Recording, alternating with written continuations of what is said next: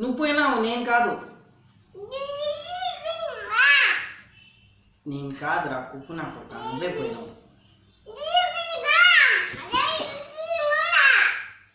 నేను కాదురా, నువ్వు మేము పోయినారు కదా అట్లా ఊర్లోకి. నేనేమో నాన్ననా పోయినారు కదా బాగా నాయన వదిలేసి. ఏం లేదు, మీరిద్దరు నువ్వు జల్సి పోయినారు కదా, నువ్వు మీ అమ్మ. మేము నేను అడిగినానా నువ్వు ఏం అవసరం లేదు. నువ్వు మీ అమ్మ పోయినప్పుడు నేను అడగకూడదు.